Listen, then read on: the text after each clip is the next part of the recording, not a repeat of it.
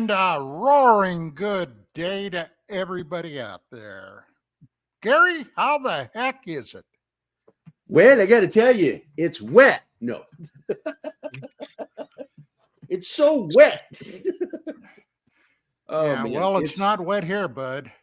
I got to tell you, man, we've had some storms, though. let me make a couple of announcements, if I may. Today and next Wednesday, same bat channel, same bat time, will be the last two episodes of Pop Culture Minefield, UFO Wednesday, today and next week. Starting August 14th, Dark Matters 2 will be coming back to KGRA along with Mr. Cassell, and periodically, depending upon his schedule, Mr. Mark Center. The show will be back up and running on KGRA. So, at this point, I want to thank Gary. It's a little early, but I want to thank Gary and all the folks at Pop Culture Minefield for entertaining me the last number of months, not only on UFO Wednesday, but also while I was doing Dangerous Military Nerds with Gary. Gary was a kick. So a kick to the groin? Actually, to the Batoski, okay? The Batoski. But hey, we got a lot of stuff to talk about today. Our special guest that's rejoining us is Dr. John Brandenburg, who John gave me a call last week and informed me he had more burning current information about stuff on Mars. So I got a hold of Gary and said, we got to have John back. And he's here today. He just gotten a hold of me the same day. That he got a hold of you. And he we're in the middle of streaming a show, and he's like calling, and I'm like, I can't take a call during your show. I messaged him, I'm sorry. But he sent an article, and also last night he sent me the link for the book over on Amazon. But I think we have him here. Is he here, Martin? Oh, there he is. It's John Brandenburg. Let me check and see if he's here. I'm never too sure because he's got a hat on. Well, that's to prove that he's a genuine rocket scientist. Take your hat off, John. Show us. Well, I got a metal plate under it. That's a hell of a plate right there. Don, you should be you and Jerry should be so proud of the fact you got hair on top. It's not going to work. Fuck this. I couldn't hear any noise. I don't know why he's having. I think he couldn't hear us. That blows. I love Mark. We'll get it figured out. Hey, well, look at this. Oh, hey, Andy Morrow just gave us a news break here. Right. U.S. Capitol It's Police not enough that he inundates my Facebook. To a possible active shooter at the Senate building. They're evacuating. Well, isn't that crazy? Maybe it's an alien. Maybe so. Those sons of bitches. There you go. Maybe it's the French. Who knows? Yeah, it could be. That's right. It could frogs. Be. I watched Death Race 2000 the other night. What a great show. 1975 version. Oh, yeah. The great villains there were the French. Hi, Penny. As I recall, Stallone's in that, isn't he? What's that? Stallone is in that. Yeah, Stallone's in that. Yeah, David Carradine, Stallone. It's a great show. That's a crazy film. Yeah, I remember watching it as a kid. Have a beer and watch that movie. You'll feel much better. Yeah, don't do like I did and watch Sound of Freedom right before doing a show. I was so bummed out. I decided to miss that one. I had to deal with a child abuse situation in my own home before my divorce. So I just I get it. Because my daughter was kidnapped, and so it triggered a lot. I'll tell you. Flashbacks. But I think it's an important story, and we covered it on Dangerous Military Nerds this morning. You putting your boonie on over? Yeah. Yeah, I just had the urge.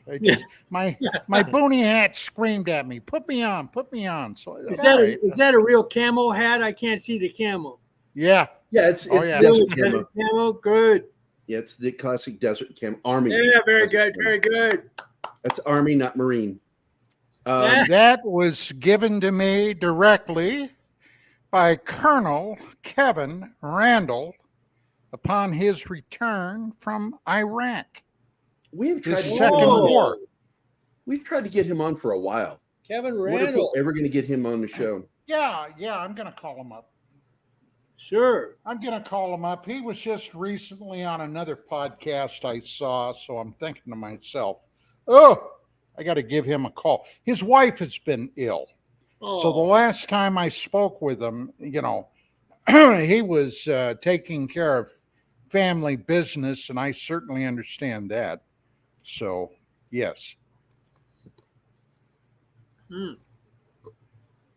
Outstanding. Sorry, I was messaging Chanel.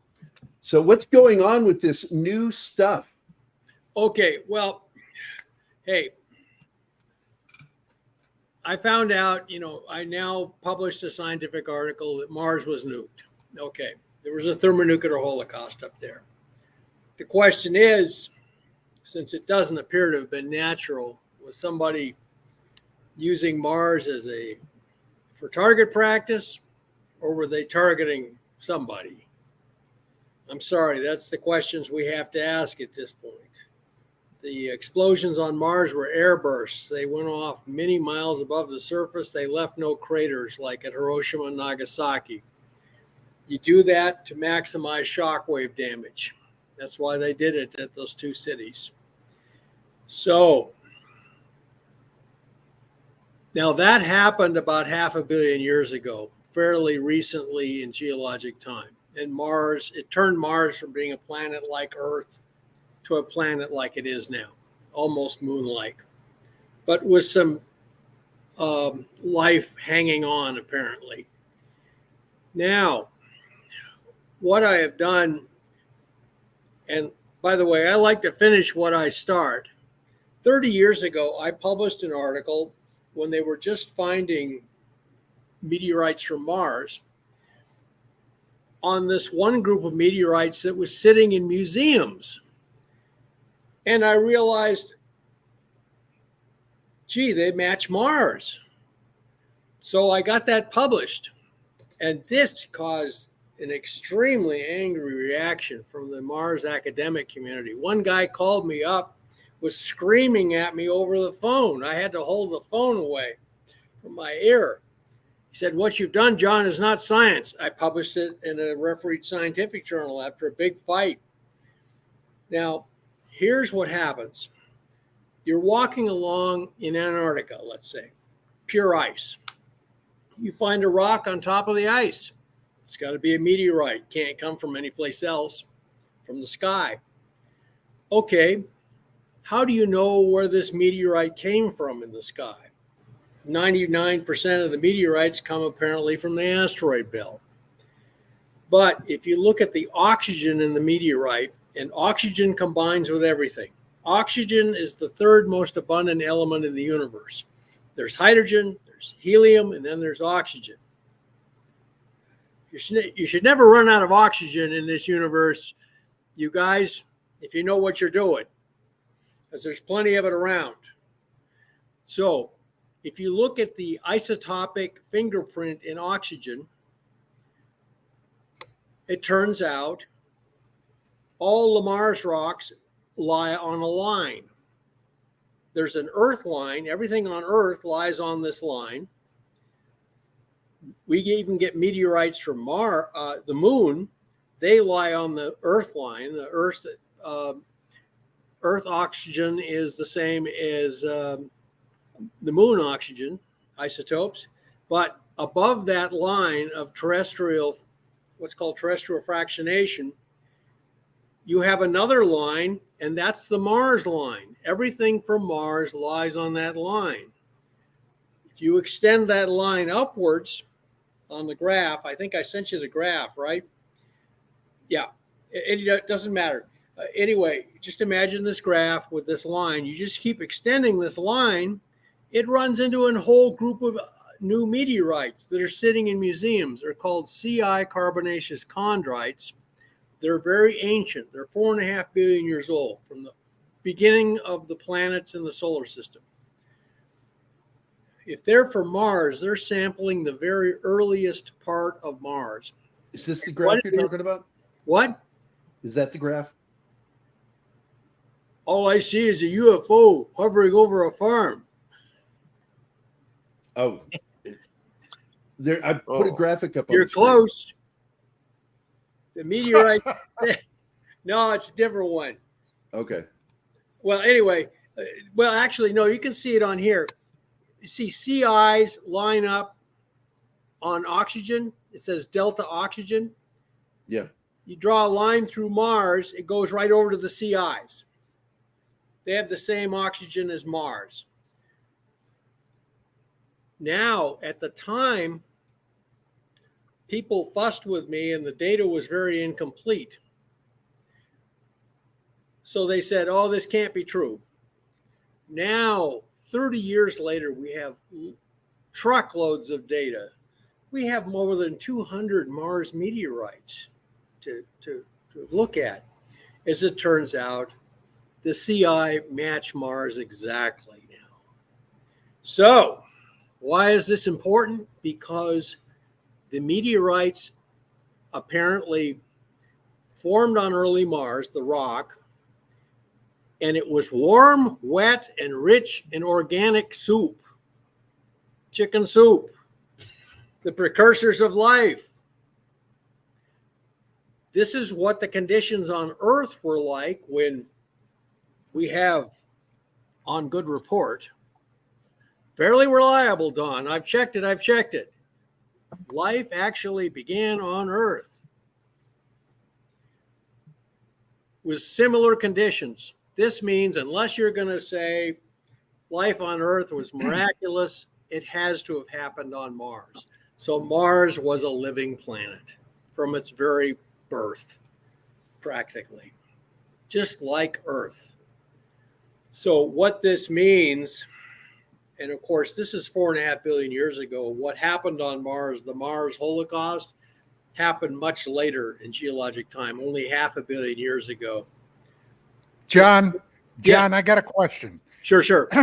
Right after Earth and Mars formed, Yes. roughly 4.5 billion years ago, almost geologically speaking, almost immediately, did not Earth develop single cell living organisms? Yes, it did. Within a very, very short time.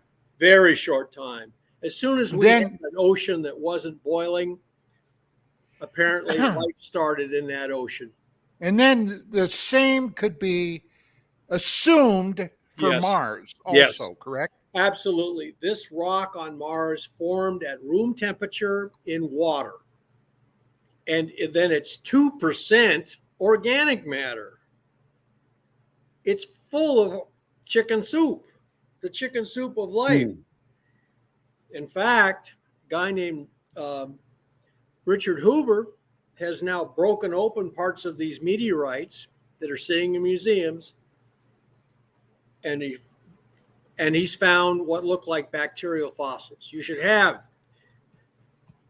Don Gerry, you should have this guy Hoover on board. Well, show. now that meteorite, excuse me, from the mid-90s, that was discovered in Antarctica during the Yes. Clinton administration. Yes. That created a hell of a lot of noise, didn't it?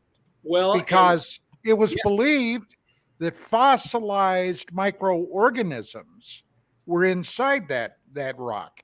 Yes. inside that meteorite. And it looked completely convincing to me. But you got to realize Mars and the academic community it supports are very anti-life. They don't want to find life on Mars. They're a bunch of rock geologists. They're driving their rover around on Mars. They see an interesting rock with a lizard on top. They'll use the robot arm to shoo away the lizard so they can look at the rock. That's the way these guys are. I mean, we landed on Mars half a century ago. In 1976, we tested the soil for life. We got what looked like positive results. They said, oh, no, we're misinterpreting the results. Like, we didn't really find life. Well, methane is the magic gas. It is. And Mars' atmosphere gets methane in it in the summer and spring. And then in the fall and winter, when everything cools off, the methane stops.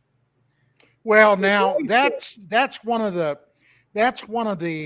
and I laugh my ass off when I hear this, but the vegans and the climatologists that are concerned about cows eating grass and then discharging methane in their farts.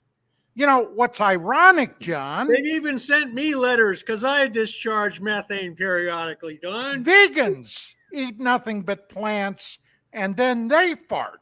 But you don't hear anybody complain about that. Look, I just talked about this morning. Correlation is not causality. You know that historically, never in the history of natural science has there been a causation between CO2 levels and the changing of temperature in our climate. Not during the fall period, the freezing period. The CO2 was directly related to the fauna and flora life. It has nothing to do with the other. It's correlation, not causality. And no climate scientist mentions CO2 levels as being significantly important to temperature until this century. Well, they're not good scientists. The real scientists won't do that. Climatologists will not fucking do that. I know. It's ridiculous. I get so tired of this stuff. John Kerry, though, is so concerned he's ripping the gas stove out of his private jet so that he can. Who has a gas stove in a private jet? That's funny. John Kerry. Who else? It runs off the jet engine. I know. Our jet engine is biodiesel. I know. It's ridiculous. You know how big the buffalo herds were in this country before they were replaced with cattle? They covered several states. We're talking methane, I'll tell you. I have a rule. Anybody that starts to talk climate with me has to answer one question. What one thing impacts the climate by 95+%? It's one thing, one single thing.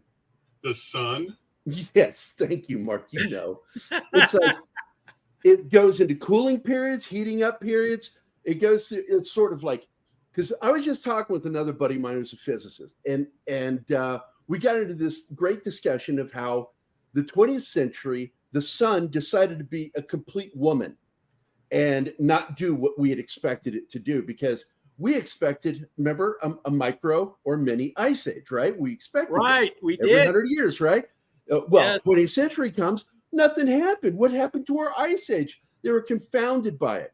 But here's what happened. El Nino happened right at the same period. The sun said, fuck you, I'm a woman. I'm going to do what I want. I always tell people. We were looking for another mini ice age circa 1979, 80, 81, It was 82. expected all the way back to the being 50s. warned about that woolly mammoths were going to be walking up Main Street in my hometown. Oh, yeah. Movies were coming out because Hollywood is all concerned about it. But in 1978, I don't know if you guys remember this, there was an article written in one of the climate periodicals. And the article stated that if human beings made a concerted effort and it's the first mention of greenhouse gases via the public, I would say, that if humans teamed up, if we hit that mini ice age, we could conceivably use greenhouse gases to increase the temperature as much as 3 degrees on the planet. So serve more beans. More Possibly beans. periodic, that was his thinking. And they published the article, and the guy who published it, that approved it, said, I was never more regretful over anything I did professionally than letting that article get published, because that's the article that they have fed on ever since about greenhouse gases. Since 1978, they've been trying to come up with a way of using this, and it is absolutely all about control of fossil fuels, which, by the way, a lot of people misuse fossil fuels. They think fossil fuel means dinosaurs. No, fossil fuels means literally made from old material. Right. That's all fossil is used for. People misunderstand things all the time and don't know. And there's a coterie of scientists today that believes that currently, right now, as we do this show, the Earth is creating more fossil fuels, more oil. It's an ongoing natural process. It is. And this is what's agreed upon, not by all scientists, because if I get freaked out when everybody agrees, because I sense bullshit happening. Tell me I'm not right, Mark. I know you know what I'm talking about. Well, when scientists agree, there's money involved. We can't agree on your name, Gerry Gary. So so I know everybody's calling you Gerry today, Gary. That or Gary. But look, it is renewable. So therefore, the old mindset of fossil fuels being something that will deplete is now bullshit. And we know it's bullshit. That it's made from microorganisms within the planet that continue producing. It's a nonstop, otherwise, why haven't we had more cave-ins? We have them where they drilled for water. You have those, holes that show up. We had one in Phoenix, lost a farmer to that back in 2016. He was out there working in his fields down in Gilbert, and he disappeared. They never found his body, just disappeared into one of those holes, because the water irrigation created these things. And the mole people are using them right now for fertilizer. Damn Skippy, Arizona is full of mole people. So what I always use when somebody wants to question me on climate change, and I'm a big fan of, I can't recall his name, but I give him $25 a month. He's on YouTube. He uses nothing but mostly old magazine and newspaper articles to show the hypocrisy of what we're going through. The 1930s was the hottest decade in America. Why? If you ask that to any of these pink-haired morons, they can't tell you, because it wasn't SUVs, okay? It wasn't us, and it was the 16th hottest century. The now, 16th century was hotter. The problem is if you go to NASA in these places, they're tweaking this information. You have to go to the original, and now they're muddying it up so much that when you go to the original, they say, well, that's not the original. It's up on their website now. No, it's not. They're tweaking it because follow the money. Follow the money. Yep.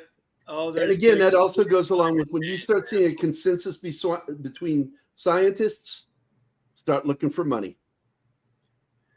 That's why we don't know what a girl is, what a boy is, right? That Astro guy. Viva la différence, as the French say.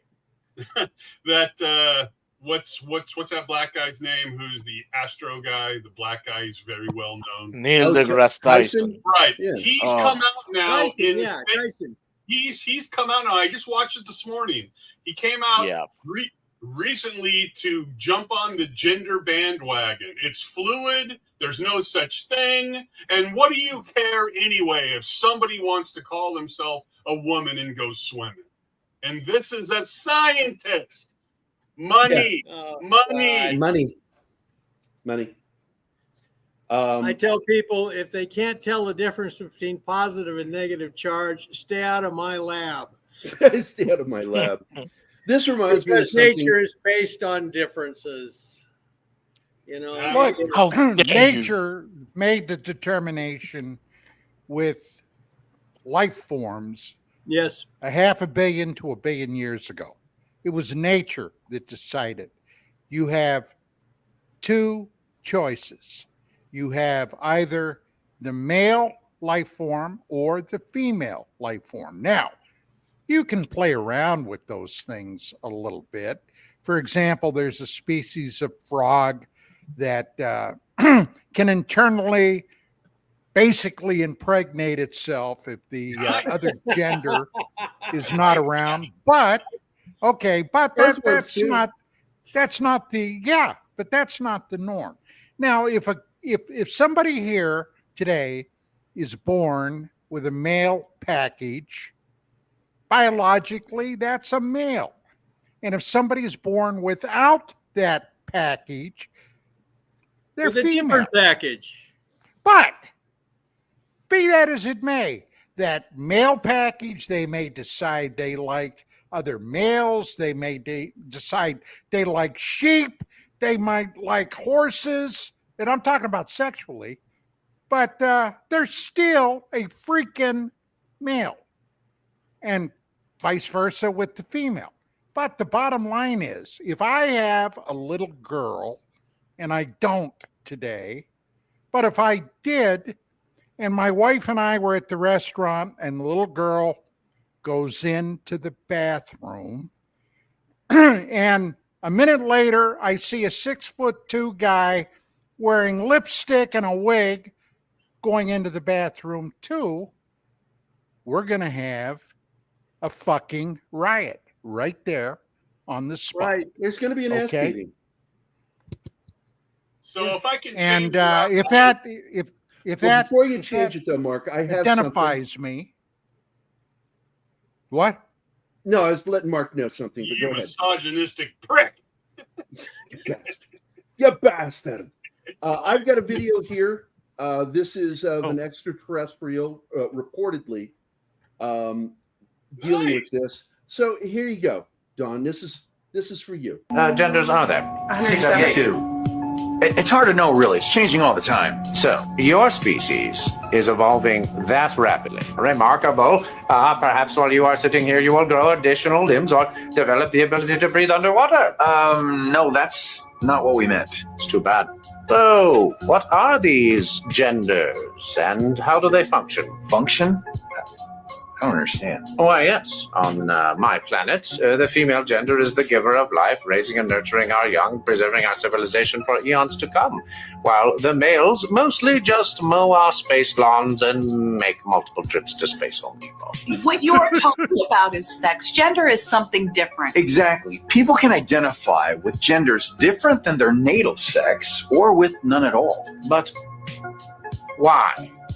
It's just the way we feel. No! It's the way we're born. Well, of course, a lot of times they don't realize how they were born until someone tells them. Someone like a teacher, social media influencer. Oh, I understand. On this planet, there are people who are men, and people who are women, and people who are mentally ill. Oh boy. So, You're John, welcome. I was up late last night and I was thinking about you in a manly way.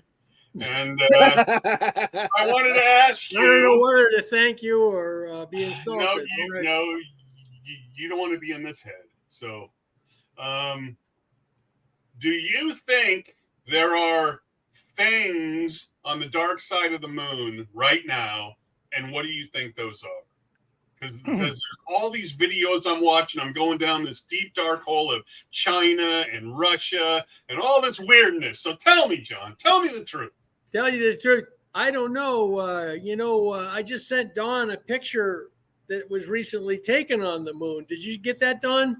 Yes, I did. I mean, that's the most impressive thing I've ever seen from the moon. So is You've that been your showing me stuff for years, and I think, well, maybe. This one, yeah, Don, explain what I didn't discover it. Somebody else did. Tell us what you thought of it. Well, it appears to be a pyramid. Uh, and, John, let's face it, that photo that you sent is not 4K. Okay, it's not 4K. So there's still room, I think, for conjecture. But I would suggest I would have to be able to go up there and look at the thing from I think 50 you're right, feet Don. away. We should go the hell up there and check it out ourselves. With visa. Mark, I was part of the Clementine mission. Yep. And Don can tell you I was on a talk show talking about it. And some people called me up afterwards and yelled at me. They said, Right, Brandenburg, you can talk about Mars all you like, just don't talk about the moon. Mm. Yeah, well, look, I for 30 years now, I've had a photograph that was taken from the far side on the moon at an area called King's Crater. As a matter of fact, that was one of the photographs that I sent Art Bell in January or February of 2001. I was basically on his show, being interviewed by him. And it took him a while. You see, Art Bell, God rest his soul, Art Bell always saw me as competition. Okay. We didn't have a close, warm, fuzzy relationship. But, okay, he had enough people get on him that he should have me on there talking about the moon, because at that time I was up to my eyebrows in lunar transient phenomena research. And this photograph has a number of anomalies in it that you must train your eye to see. No. What you're talking about? No. You must train your eye to see, because it's all shades of gray and black, all right? But there's a giant radar dish type antenna on it. There are buildings on it. There are buildings that resemble Army Quonset huts with lit windows on it. There are objects that appear to resemble 18th century ship cannon on there. As a matter of fact, George Leonard, in his book, talks about these things. His book, Somebody Else is on the Moon. But there's a bunch of stuff on there. Because this is one of the photos you sent me, Don, right here. Yeah. That's not it either. I don't know if I sent you that one. Yeah, because the Canon one's new for me. I never heard about the Canon. Oh, yeah. It resembled, whatever they are, resemble 18th century naval artillery, which, if you can imagine what those are. But to make a long story short, Bell is looking at that, and he was trying to tweak me. And you can hear him plainly on this show, this audio. I don't see anything there, Don. All I see are rocks. And he's looking and looking. Finally, he's, wait a minute. Oh, yeah, I do see that. That thing? So even he finally said that. Oh, yeah. Yeah, but there's stuff up there. Now, with that being said, the thing that convinced me ultimately was Ingo Swann's book, Penetration. And he and I had dinner out here in Burbank, about 4.5, almost 5 hours. And we were talking about that extensively. And his remote viewing session looking at the moon, and suddenly somebody looking back at Swan scared him badly enough that it literally knocked him out of the remote viewing sensation. And then for months afterwards, he was terrified that those beings, ETs, okay, that are apparently residing on the far side of the moon, ETs were going to come and fry his brain. He was terrified. Now, if you know anything about Ingo Swann, that says a hell of a lot, does it not? Right. He's not easily terrified. Well, it's I don't know why, but it reminds me of the statement from Nietzsche: if you stare too long into the abyss, it stares into you. Which is a disconcerting statement, and I don't know, man. I've always believed in him. I mean, there are a lot of those phonies. We know about him from what's his name that bent forks. Ingo Swann was Uri Geller. Uri Geller, what a bullshit artist. But Ingo Swann was something else, completely different. And I'd like to get a copy of that book.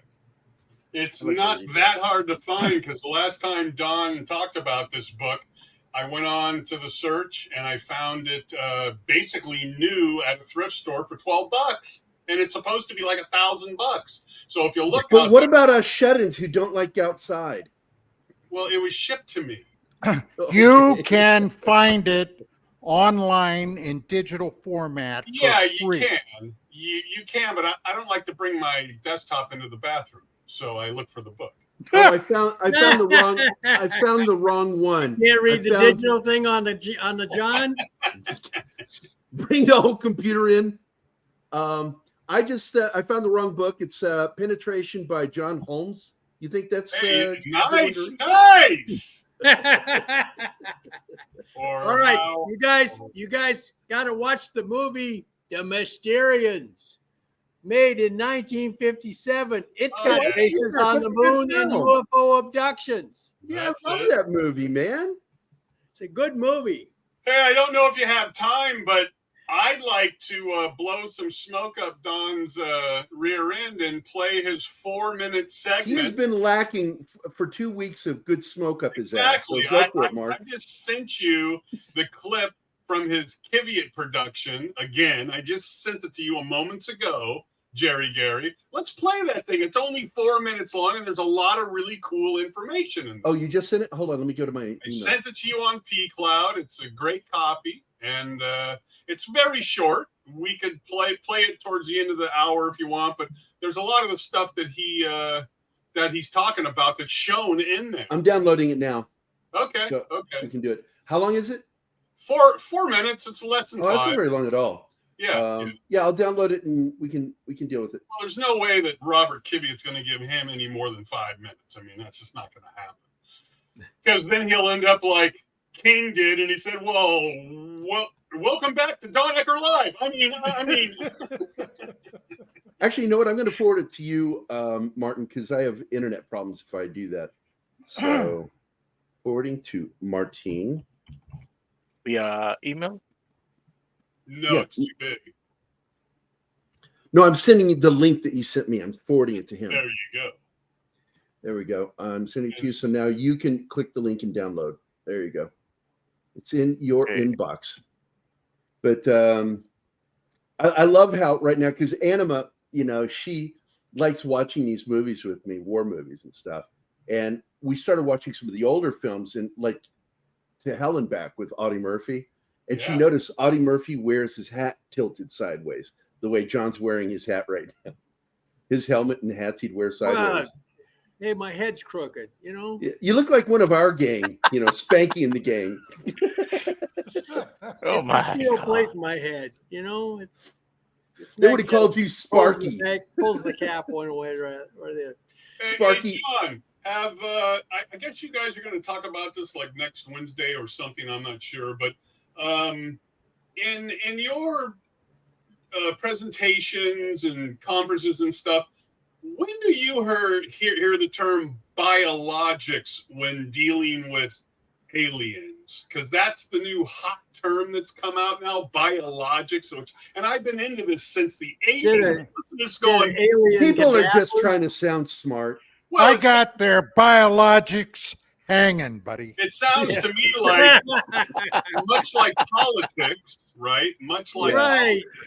They wrote up a thing with bullet points. They handed it out, and then everybody all of a sudden started using biologics. And I'm looking at this going, it's just like them calling UFOs UAPs. I mean, God, that whole thing got started because they were afraid of the stigma that went with UFOs.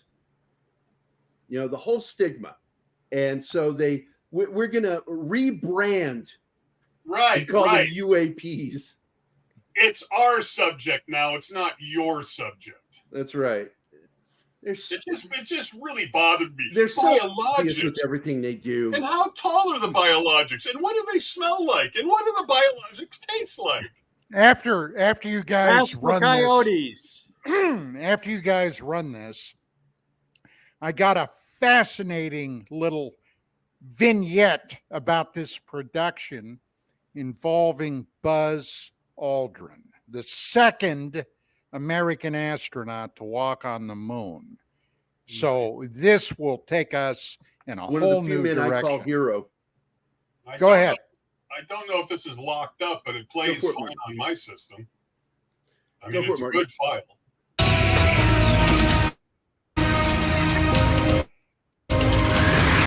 Sharknado Week. And to celebrate sci-fi, counting down. All right. So Bruce Willis was on that thing. They sent him up there to blow up that Phobos, right? Bruce Willis. And he called out Yippee-ki-yay. So, yay, right. That's this, you know, harkens back to stuff you've talked about before, Don. With there's aggressive species. Yeah, the message of all of this, including the stuff I've found, is that we're not alone in the universe, and it's a tough neighborhood.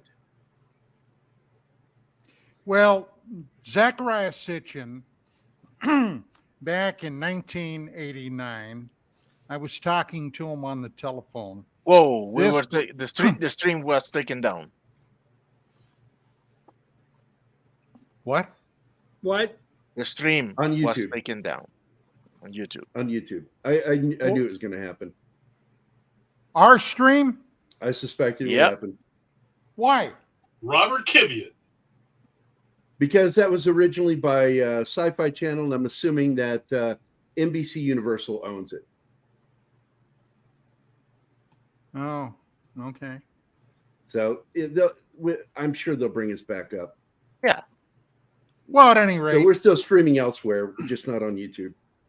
Yeah, I had a conversation because at that time I had just read his new book. We're back. That had been published, Genesis Revisited, where it talked extensively about this incident with the Phobos 2 probe. And according to Sitchin, when Phobos 2 got to Mars in January of, what the hell year was it? We need to go to January. break. We got to go to break? All right, I'll pick up when we get back. Take us out, Chanel. Mm-hmm. Hi guys, this is Gary from Pop Culture Minefield here on KGRA, and we're leaving for our first break. I hope we survive. Did you know 75% of Americans are chronically dehydrated? If you struggle with focus, run low on energy, or when it's time to finally sleep, you simply can't, this can all be linked to dehydration, and Fuel Up has the answer. Our proprietary formula contains the finest cellular hydration with the strongest immune-enhancing natural ingredients. The Fuel Up system is made up of 3 different incredibly tasting varieties. Wake kickstarts your day with a jolt of caffeine. Play boosts focus while hydrating your cells. Rest not only helps you relax, but also rejuvenates your cells while you sleep. Here's what our clients have to say. I really don't miss my coffee, and you can tell the difference. So I'm going to take it for the energy. I'm going to take it for the play. I'm going to take it, all day. And it works. That's the thing. It works. We love it. Take the Fuel Up Challenge now, where we offer a Feel the Difference money-back guarantee. Fuel Up for life.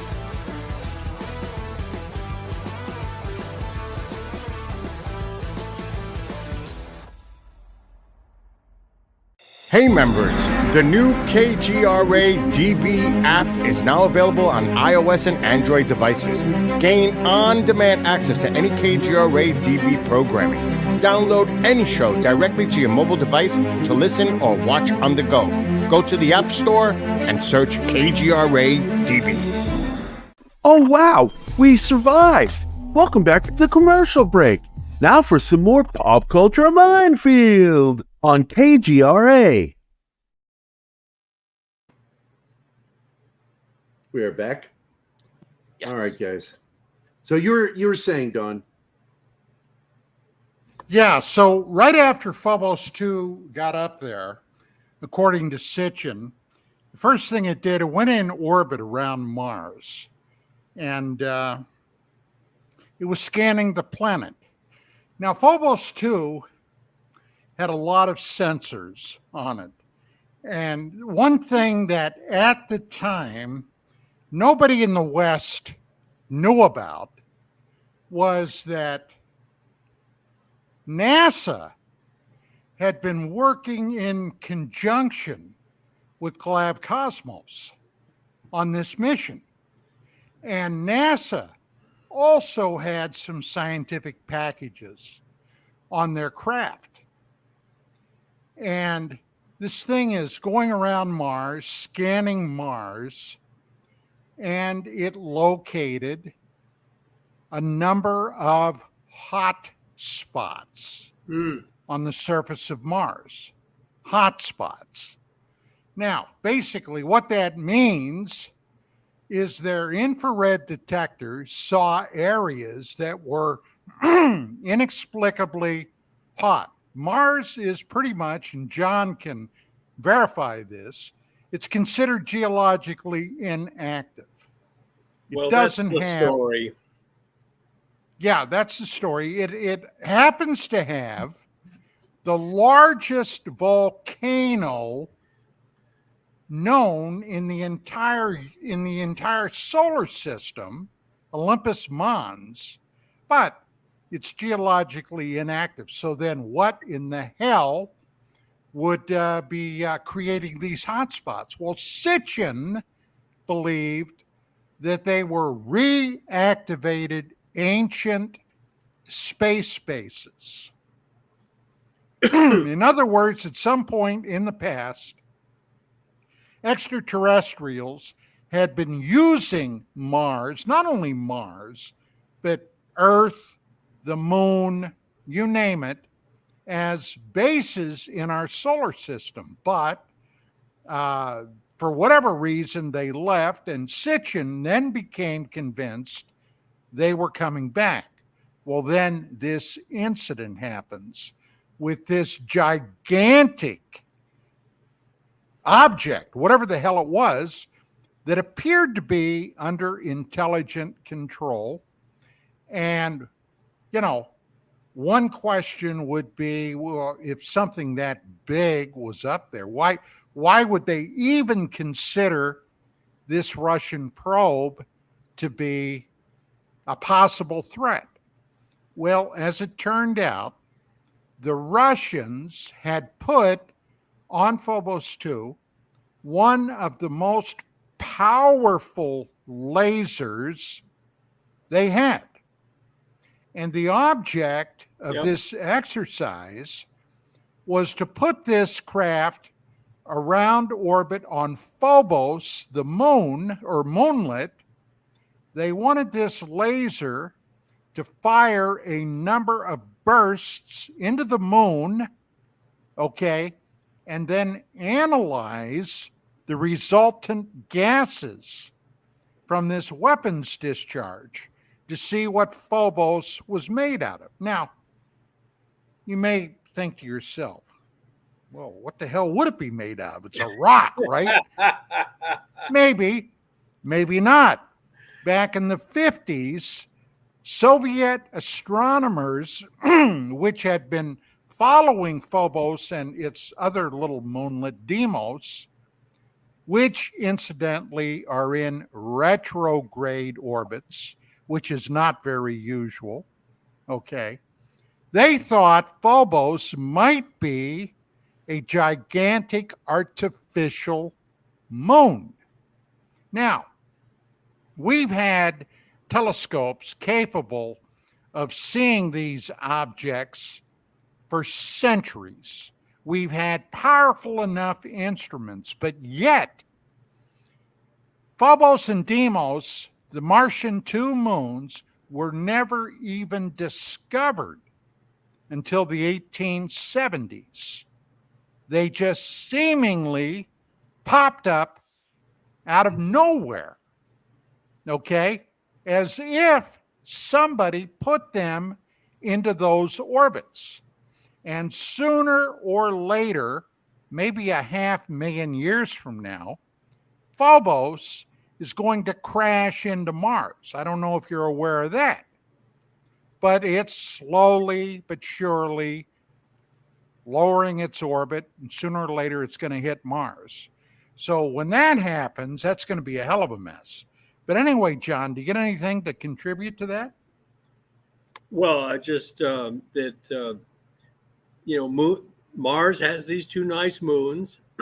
They'd be very convenient space stations, by the way, for us, provided we don't have to, nobody charges us rent when we go up there. By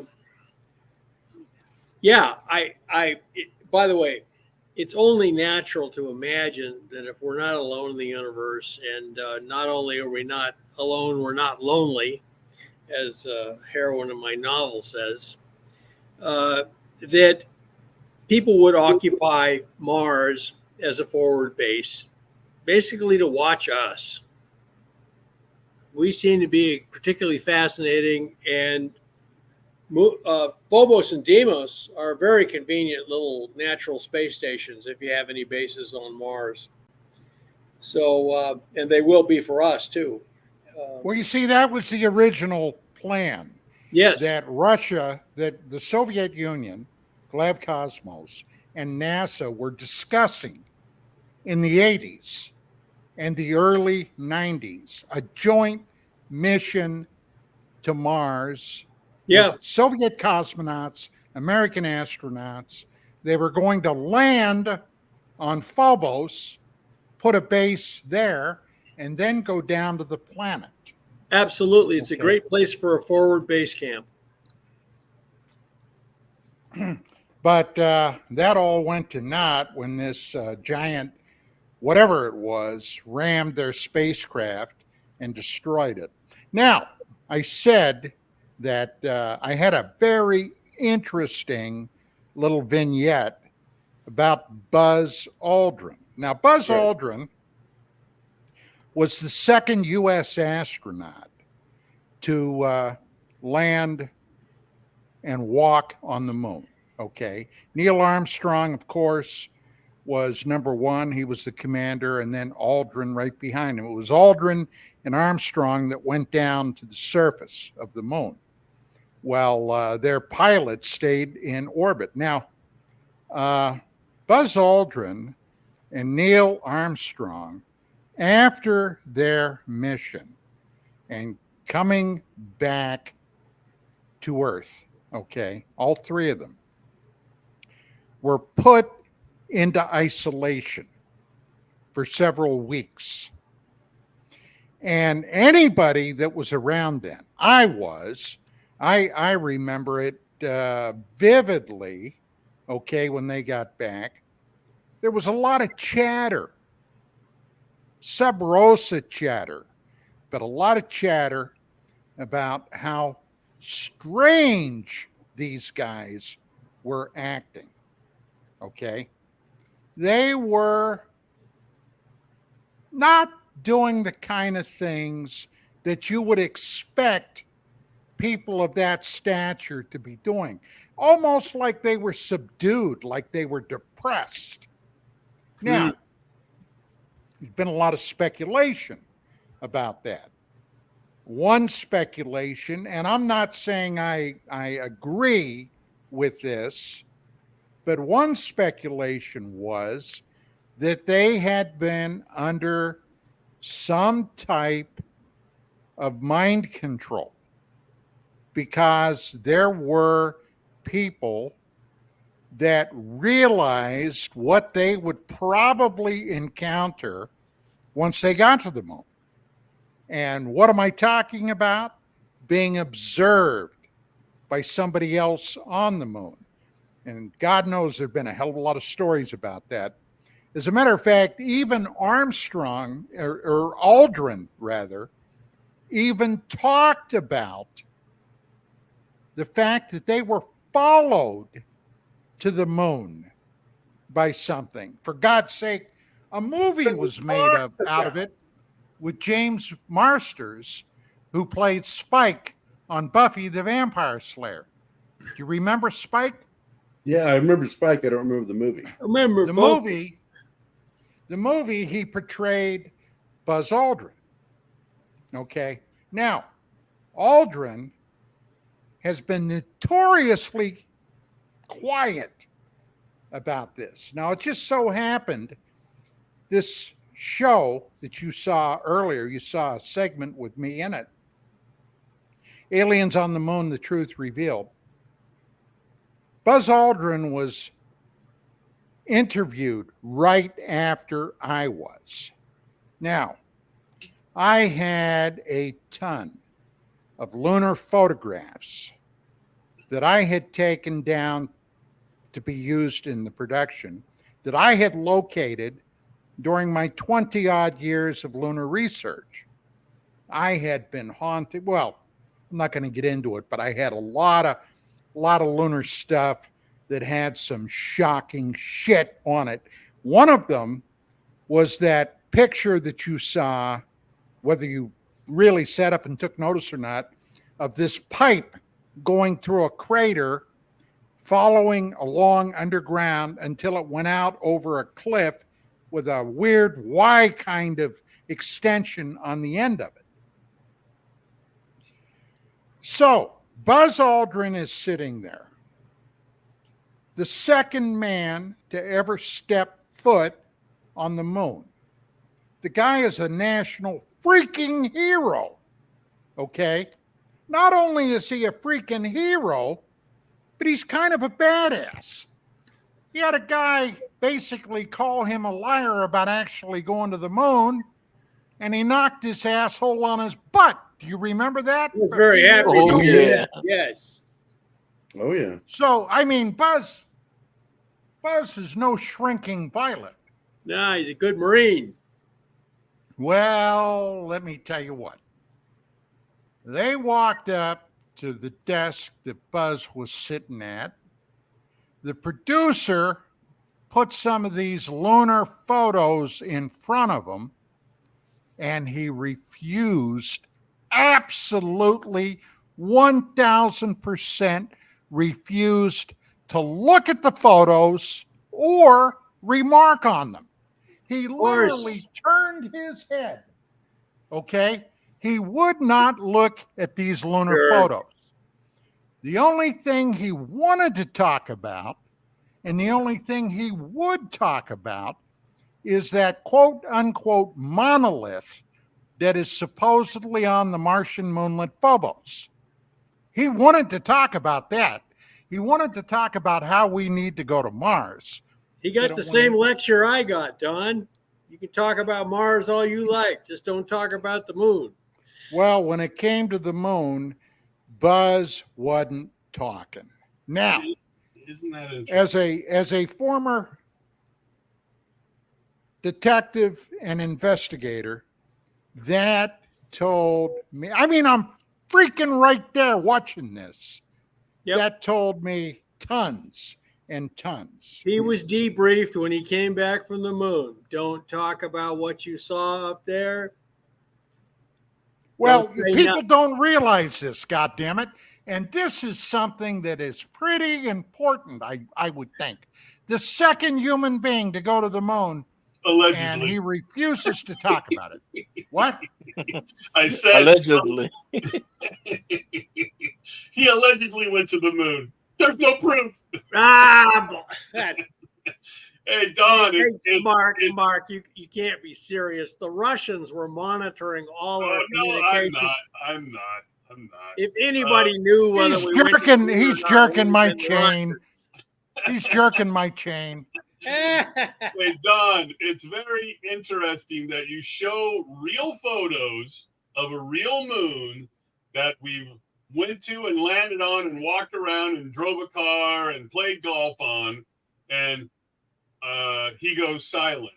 But a place we haven't set foot on and played golf on and things. Oh, well, we need to go there. Follow the money, my friend. It's like we can't comment on where we've been. We have to comment on where we want to go. And I am, if I may be so bold, yes, you may. I am the guy that discovered the fact that those Apollo missions that went to the moon, allegedly, they were all armed. They had weapons on board. Pew-pews. They had weapons. They carried Model 1911 A1 45 caliber automatics to the freaking moon. Well, you But think Now, if you're how do going I to the know moon, that? You'd say, bring something that would bark a little louder than that, don't you think? Well, at close range, let me tell you what, bud, that 45 gets it done. That's So how does a pew-pew fire on the face of the moon? It fires just fine. Fine. It Just doesn't fine. need Let me it. tell Doesn't you. need oxygen. It's all a chemical reaction. The All bullet, the- in fact, all the the bullet would propellant it probably needs. end up back on Earth because it would reach escape velocity from the moon. Yeah. So all those explosions that I see in Star Wars are real? Oh yeah. Every one of them, absolutely. I set You some just of them don't hear off, 'em. Mark. By the way, this is the movie you were talking about with Marston right here. Moonshot, starring Andrew Lincoln. And it was the History Channel movie, I think, that Marston played Buzz Aldrin. And it's outstanding and impressively done. You're just reading shit. Yes. Hey, I thought probably the best I mean, they outer didn't shoot it space- on the moon. I'll tell you one thing. Nobody on this panel ever got one of these. No. For Don I Ecker. didn't. I No, didn't and get there's one of nobody else those. on this panel who's bitched about this as much, all right? I've been jealous of Don ever since I heard about that one. That monster. I thought the best space movie for realism that I've seen recently was that Matt Damon thing on Mars. Oh, that Very was impressed good. with that Oh, movie. that's a good one. Yeah. That was good. Very impressed with that. I mean, it's Matt Damon, so whatever. Matt Damon. Matt Damon. But the movie, I mean, boy, oh boy, it's like, I think we went to Mars, John. They landed, I watched you it. know, We went to Mars. They landed in Mare Acidalium. That meant they were close to Cydonia Mensa, but they never, of course, mentioned that in the movie. Of course not. But no, it was a great movie. Great movie. I just wish Hey. they'd shown some pyramids in the background when he was looking over the vistas. This is an interesting one that I've added to our collection of videos that I think you and Mark will both enjoy, John. They were called Foo Fighters after French feu, meaning fire, because they were flaming balls. Flaming balls. Gary. Flaming balls. I think you can speak to that. And the look on his face after he says flaming balls, and they let it go for like a whole second because it's flaming balls. Right. He just sits there. It's like, what? Well, the French know about that, you know. The feu fighters. You know, by the way, I want to tell you guys, and by the way, I went through 9/11 in Washington, D.C. You know, it was a real nightmare, especially because I was part of the defense establishment. We were supposed to prevent something like that from happening. But Let me tell you what I see as a possible. No, wait a minute. The FBI and the CIA weren't even freaking talking to each other. I know. Look, but here, let me tell you what I see possibly happening. We have a presidency that is in deep trouble. It could end up collapsing by next year if the investigations continue. We also have a UFO cover-up that may be collapsing by next year. Guess who wants to form an alliance with who? If you have two groups that are desperate, the White House and a UFO cover-up, secret government, guess what could happen? Something like 9/11 again. Yeah. I was hoping you'd say they'd make muffins. Yeah. They'd hand out Mickey Mouse trophies to people. I want some cuts. Hey, just leave the Oscar out of this. Come on. Well, just imagine, let's say, hypothetically, there is a UFO cover-up with a secret government, and they got a lot of stuff to cover up. We're not just talking bodies and crash things. We're talking about abductions, mutilations and stuff. I'm going to sound like a broken record. Sure, Don. But once again, I'm going to tell you what the deal is. What's the deal? This whole UFO topic, there is what is called a core secret. Yes. In the very center of it, that probably has been known since at least 1947, maybe before. But there is a core secret, and this core secret is protected by an SAP. In other words, a special access program. And what that means is, unless you are read into at least part of this program, you ain't never going to get close to it, Bubba. I don't care what this disclosure bullshit is trying to feed the public. There is something there that has the upper echelon of the freaking Department of Defense shaking in their boots. Now, whatever that may be, I don't know. I have speculated. Let me give you a for instance. I've heard accounts of abductees being taken to underground facilities, probed by the aliens, and there were Air Force officers in uniform standing there. Yeah. Watching. Yeah. Now, if that's true, then, as in my novel Morning Star Pass, The Collapse of the UFO Cover-Up, which was science fiction, you might actually have a desperate coup d'etat in order to preserve the UFO cover-up. And if it's got a beleaguered president enlisted as an ally, then we have the possibility of a major problem coming next year. There's also another aspect to this. This Grush character, okay? Yes. Now, I don't know him. I've never met him. I've never spoken with him.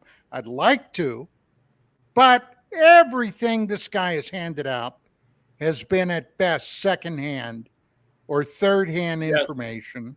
Okay, he claims he was not present for any of it, but be that as it may, he said the government has at least a dozen or maybe more craft that they've somehow managed to pick up. Now, if these creatures, these beings, these ETs, whatever the hell they are, biologicals, are coming from another star system or another universe through dimensional portals, all right, that tells me they've got some kick-ass kind of technology. Sure. And it would be highly unusual for these things to be failing in the numbers where a dozen or more just would fall out of the sky. No. Ain't buying that for a Poor freaking maintenance. second. Poor maintenance. Poor maintenance. Warfare. Yes. Conflict in Yes. space. Conflict. They're being shot down. It's the predator. By something. Shot down. Now, what if suddenly the freaking planet became aware that there was warfare between ET factions going on in near-Earth space? That would be one of the problems that they would be desperate to keep under wraps. Then you'd find out we're living in a rough neighborhood. Not only are we not alone, we live in a rough neighborhood.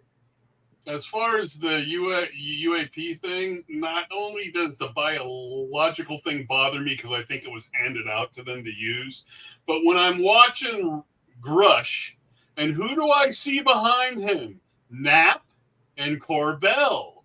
And yes. I'm looking at that, and I don't know who was in the middle because Grush was in front of him, but I'm looking at that and I'm going, there's only one reason those guys are there, and it's PR and ego and all the rest, because they're not going to be asked to speak. They're there so they can show their mug on CNN and MSNBC and everywhere else so they can parlay this into whatever they're looking for, right? Mark, that's a shocking accusation. A shocking accusation. Shocking, I tell you. Shocking. Don, I'm sure you would have a comment on Knapp being there. I don't know nothing. Very diplomatic, sir. Very diplomatic. I don't know a damn thing. You take your Billy Myers ray gun and go home, Don. Well, you got to have a sense of humor about this stuff. This Grush guy just seems, when I'm watching him, he's got an answer for everything. And he knows when to say, oh, I can tell you in closed session. I can't tell you here. This looks to me to be like a very rehearsed teleplay. Well, Well, again, when this all started, the first thing I said is I can't help but feel a little bit of wag the dog. Yeah. Because this White House is, who's the dog whether it wants to being admit it or wagged not, for it's in trouble. It's in a lot of trouble. Oh yeah. Look, yeah. back in 92, okay. Right Way around back the in time, 92. right about the time I was on Larry King Live with STS 48. Right. Okay, which at that time, among the UFO people, nobody else. I mean, mainstream media around the globe totally turned a blind eye to it. But this was some provocative stuff. Yes. And I'll never forget Richard Hoagland, Dickie Hoagland, went on the lecture tour and was telling everybody that whatever that thing was that somebody was shooting at was a Pentagon drone. Okay. They were getting ready to launch a false flag alien invasion. And the reason was to reelect George H.W. Bush. Now, if you were around then, you may remember, and if you weren't, and you haven't done your homework, this will be brand new, but Bill Clinton was running for his first presidential bid for office. We all know that he ended up winning, but at the time, there was a third guy in the mix, Ross Perot. Yeah, I want to talk to you. About taxes. Hey, I'm going to lift up the hood. We're going to be working under the hood on this thing, he said. Now, there were a hell of a lot of people that were sick to death of George H.W. Bush, and they didn't trust that shyster from Arkansas, Clinton, Slick Willie. They didn't trust him. But Ross Perot for a lot of people, seemed like the real deal. So a lot of people voted for Ross. Yep. But according to Hoagland, this was to get HW back in the White House. Okay. So everybody waited. Hey, never happened. But today, who knows? This is a whole different ballgame. So it will be very interesting to see where this bullshit heads. At that where it same heads time, out to. at that same time, Hoagland told me to my face, at that very same time, there is an intergalactic war going on right now, Mark. Right now. Intergalactic.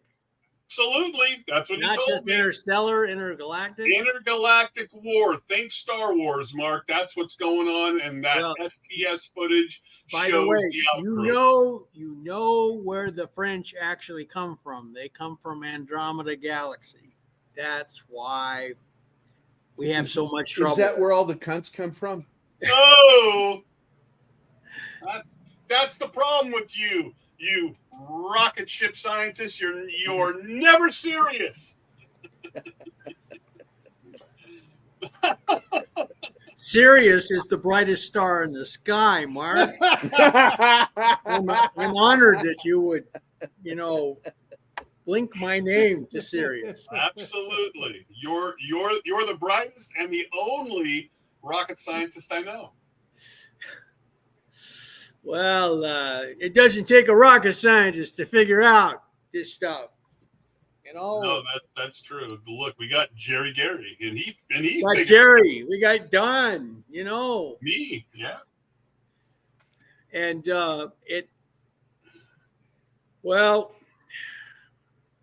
guys. Well, for what it's worth, I just want to say, why I stick to Mars is I got real scientific data there. I complained to Don once. He'll probably remember it. I said, Don, the problem with ufology is all we have are reports. We don't have any facts. And, it's a job for a journalist to sort through this pile of stuff, figure out which thing is credible, which thing is not credible, which thing is semi-credible. At least on Mars, I have scientific data that I can refer to. Yeah. Some of the books have been cooked, I know, but they didn't cook all of them, because then I found out about this nuclear holocaust on Mars. So we have to make sure it doesn't happen here. Now, speaking about that Holocaust on Mars, there have actually been a couple, okay? It's gotten nailed in the past. It's next to the asteroid belt. By some big rocks. By big rocks from the asteroid belt. But planet Earth has had, it's believed to be 5. Let me get it in front of the camera there. 5 extinction count events. 5 extinction events. Now, nobody really knows what some of those extinction events by the way, were all about. Don, you're right. And the very worst one, the Great Permian extinction, happened just about that time this thing happened on Mars, by the way. And I actually did a little research on this. As it turns out, the things that perished the quickest were things with calcium bones, which had just been invented. Strontium-90. The reason strontium-90 is so dangerous because it gets picked up by the human body and the body of everybody else and incorporated into your bones, because strontium and calcium are so chemically similar. All the vertebrates with calcium skeletons died out. That's what happened at the Great. So it could have been a big nuke there too. They have no idea what happened in the Permian extinction. Well, that's basically what I was getting at. Oh, I'm sorry, Don. I didn't mean. No. That's fine. That's fine. But that's basically what I was zeroing in on with these 5 extinction events. Okay. Easy to remember. The Permian is one of the most mysterious. Yes. And that and is the worst. where practically every type of life then around disappeared. Yes. Okay. Yes. So I was going to ask you, this is where I was headed. I wanted to ask you, do you think it was possible that whoever took a dump on Mars just to be safe took a dump on Earth?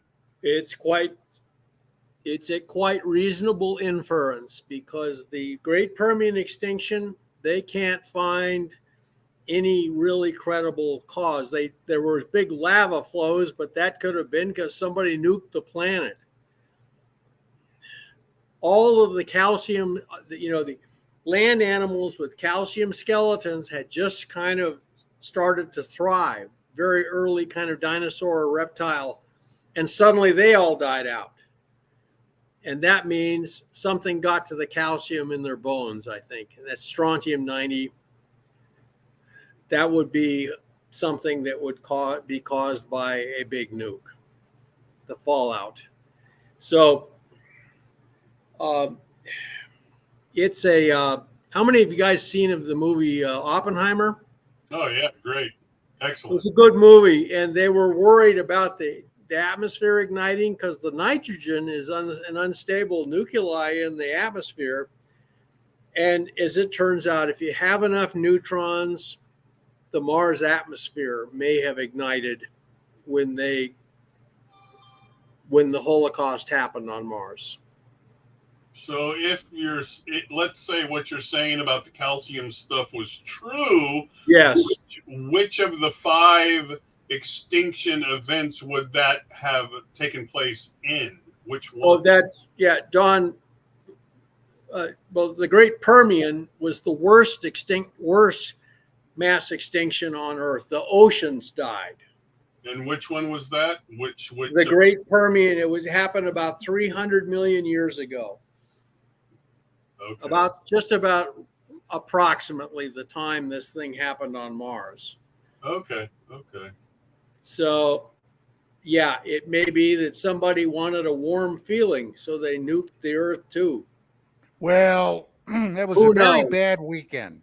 It was a bad weekend. It was a bad weekend. If you were planning on going to the beach and having a barbecue, forget it. Yeah. They had the barbecue. So when it comes to the extinction event from 12,000 years ago, what do you think caused that?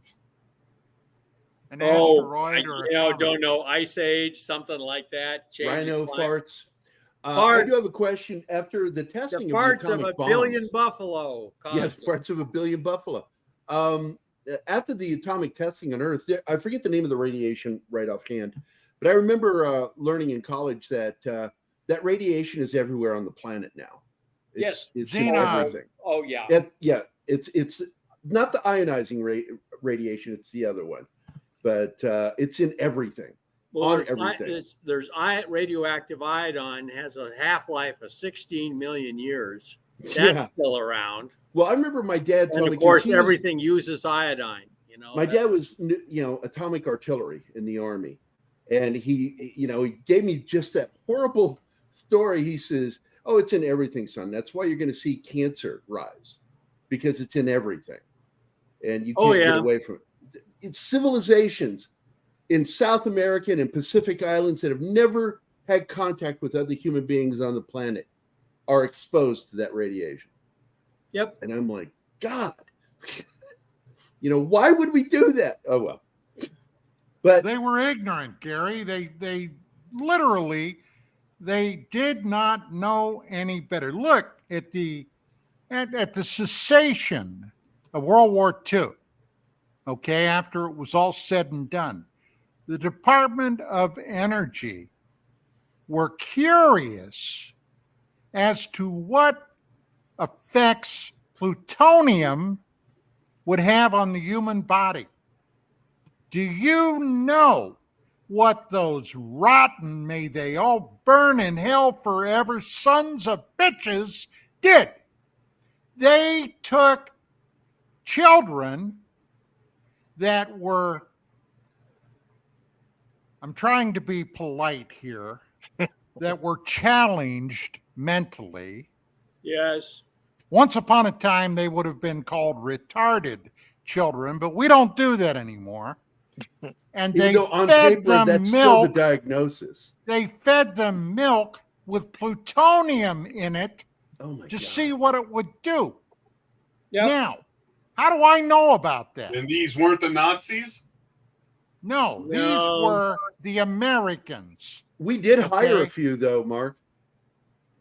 Yes, we did. It came out during the early Clinton administration. And Hazel O'Leary, okay, who was the secretary then, was the one that released that information that the DOE, those sons of bitches, may they burn in hell forever, fed these children plutonium-laced milk to see what the fucking radiation would do to their little bodies. Yep. Look, there's no corner in hell deep enough for these bastards. So you see And how everyone that came up with that plan should have been taken out in a fucking courtyard And with put a a 2-cent goddamn bullet bullet through their put in head. their head. Yep. So you see, if you balance that out in a manner of speaking, not to marginalize it, but that information gets released, right? Horrible information. And yet, if there is a UFO cover-up and we have biologicals and all this, this finds a way out. That doesn't find a way out. Isn't that interesting? So how Well, it doesn't find out its way out yet. It'll find its way right. out. I'm just saying, so how much importance are they putting on this exclosure thing, even compared to doing that to children that gets out? And most of America doesn't know about it anyway. And yet this must be of such importance that they hold it even tighter. Yep, I know. Well, That tells you a hell of a lot, doesn't it? I've got a little bit of information here that won't surprise you guys. 2022 UFO conference in Alabama. 22. And these guys are sitting at a table at a diner and they're talking. And who is it? George Knapp, Travis Taylor, Jay Stratton, and David Grush at a UFO conference a year ago. Well, you had to have been interested in that stuff. And I don't care if he's interested in it, but isn't it interesting that he happens to be with these same people? It's all a cabal. I remember going to a UFO conference in the Washington, D.C. area. It was organized by Steve Bassett. And I was working, in space defense / intelligence stuff. And I looked around the room and I realized half the people at this conference are from all the agencies. They're subsidizing the conference by showing up. So it's, let's talk about the Disney UFO symposium in January of '95. Musker. Yeah. That was strictly for the freaking intelligence people. Because Disney never put a nickel, a penny into promoting this. It was basically fucking done in a vacuum. Now, why would they do that? I remember watching it and thinking, how did this get made? And then I realized, okay, well, they're slowly letting this stuff out. Now, that reminds me, by the way, of a story I heard. An alien walks into a bar, sees an attractive woman sitting at a table by herself, walks up to her and says, "Hey, didn't I abduct you once?" And she looks him up and down and she says, "Yeah, I think so. But as I remember it, you don't have any genitalia, so I'm not interested."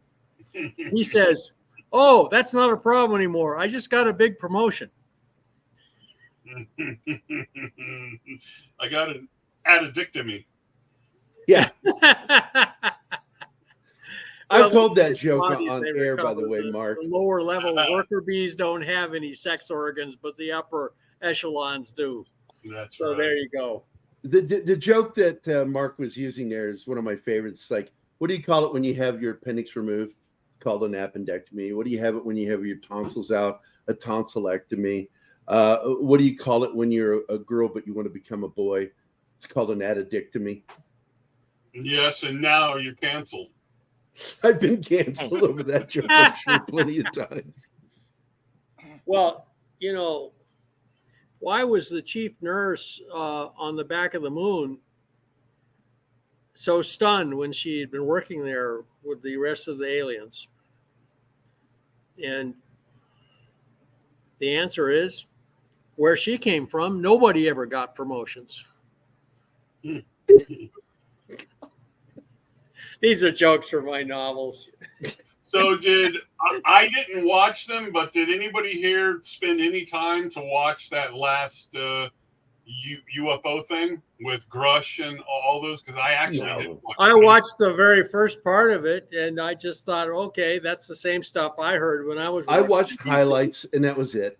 Right. The only thing I found interesting is that when the one whistleblower spoke and they said, you know where the ships are, and he says, I've given the information of where the ships are to whoever it was that was in charge of this committee. Right. And I'm like, okay, well, that's nice. What's going to happen? One of the other things that didn't get highlighted very much, and you can actually see it though on YouTube, is they asked Gorish, have you known of anybody being intimidated or threatened or killed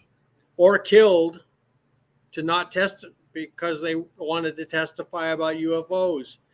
And he said yes. Yeah, I know So that. we're dealing with some very serious stuff here. Look, I got to tell you, starting a few years ago, when the History Channel came out with that series, Unidentified, with Lou Elizondo and Christopher Mellon and Hal Puthoff, all that bullshit, right? Okay. I was very mildly interested in this. This at the time struck me as new and different. So I ended up having 3 very brief chats with Elizondo. And hey, I've been banging around in this goddamn field a long time. I was the director of research for UFO magazine, 20 plus years of wading through that minefield. I knew people in the DOD, NASA, you name it, people that have names that you recognize all the time associated with this field. I knew all those people. So the bottom line was I had some information that I thought this guy might be able to use. 3 times that son of a bitch blew me off. Now, I get tired of saying it, but I was a cop. I was a detective. I had CIs and what have you that I worked with over the years. And when somebody blows me off or bullshits me, especially when it can benefit them, that tells me something ain't kosher. Or not benefit them. So I'm watching all this. And you know what hit me? Actually, several things hit me. Number one, of all the people that have been into this horse shit up to their eyebrows, never as much as made one peep. And I'm talking about the United States Air Force. Those are the people. Air Force is absolutely silent. Yeah, it's the Navy and the CIA that are actually the Navy and the CIA, and I can tell you about the Navy. I can tell you why, but I'm not going to go into that now. And what else I didn't hear was the threat to our nuclear arsenal. Okay, we have had in our nuclear storage facilities, our nuclear reactors, the big ones. Okay, we've had incursions going back 70 plus years. Nobody mentioned that. Nobody mentioned anything about all the air-to-air incidents that happened with our Air Force and these unidentified objects. I didn't hear anything about the near misses that UFOs, UAPs, and jet airliners have taken. I did hear a little bit about naval aviators encountering these things. But the shit that they haven't discussed or talked about is legion, not the least, which is encounters in space. And by God, they've been out there. So if you think, okay, bottom line, if you think that disclosure is coming, sweetheart, I got a fucking bridge for sale at a good price today. Okay? You just let me know. Has it got a good view? Also, to get a little political, but not too much, it doesn't matter which side you're on, but I'll use the left as my analogy. You have somebody like Nadler up there, and he's talking to Mayorkas, and he says, is the border open? And Mayorkas looks down his nose at him and says, no, it's not. And Nadler turns around to the other side and says, see, it's not open. You're going to get disclosure from pricks like this? Come on. I know. I know. Yeah. Hey, the only thing we can observe is there hasn't been any Independence Day. You know, whatever's happened, it's just simmered along. It's just, you know, it's John. almost, what? Yeah. Okay, it's like we're living in a small town, and periodically some kids from the big city come through, throwing beer cans and driving up and down Main Street, honking their horns and antagonizing the puppies. And antagonize. Hello, boys. Look, that's not going to happen in a small town, right? Come on, boys.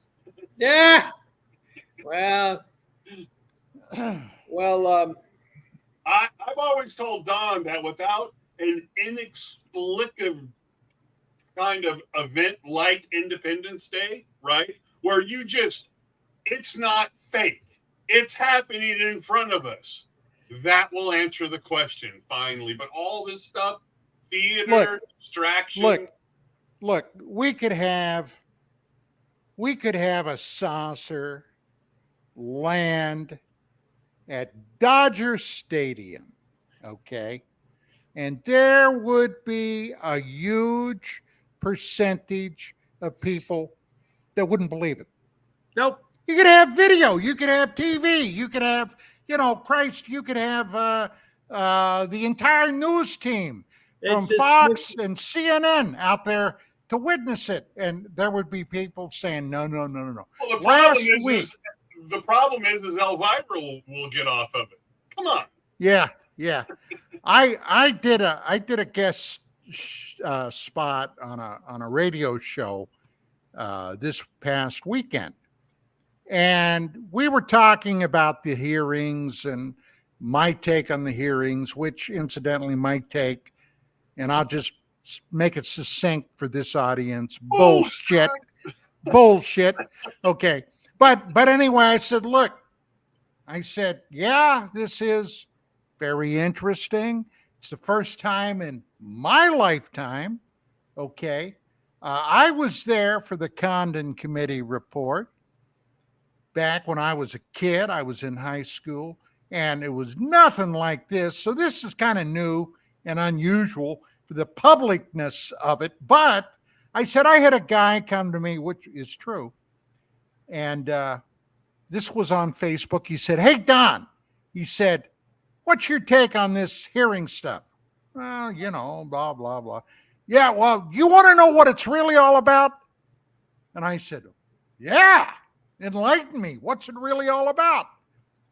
They're just trying to deflect from the Hunter Biden plea deal business falling through. Who knows? Well, who knows? So I told this story on this radio show. And, I was like shaking my head. And there was this lady on there who definitely was from the other side of the aisle, the left side of the aisle. And she went freaking nuclear on that. Okay. Well, at least you accomplished something, Don. He's just an addict, and his father loves him. Come on.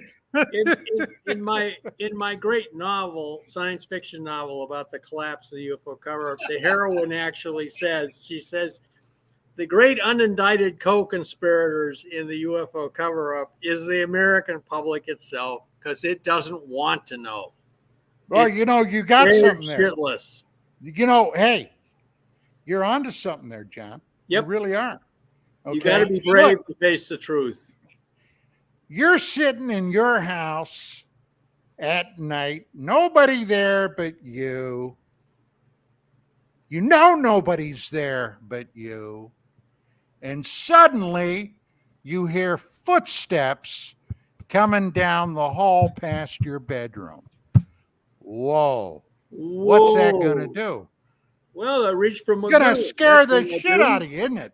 All right. It's kind of funny that you would say that about they don't want to know, because when you really think about it, does the general public really want the answer to Bigfoot or to Jesus Christ or to aliens or to Atlantis or any of this stuff? Not really, right? That's why we have 20 seasons of In Search of Ghosts and all of this stuff. You don't want the answer.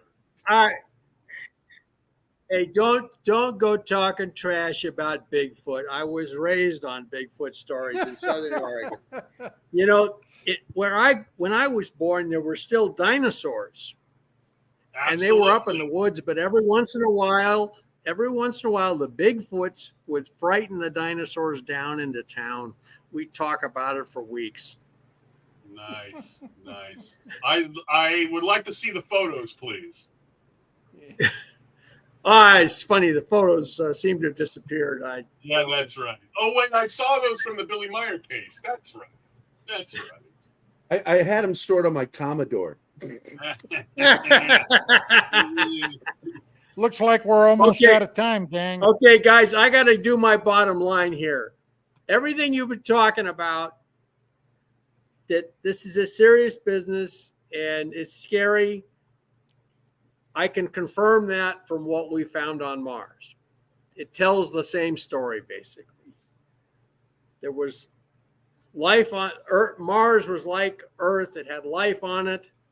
It had life for a long time. Then somebody nuked them. And here's it means your book, that we by the live in way. a tough neighborhood. We're going to have to trust to God, guts and guns to get us through this, okay? But it confirmed my book, Death on Mars.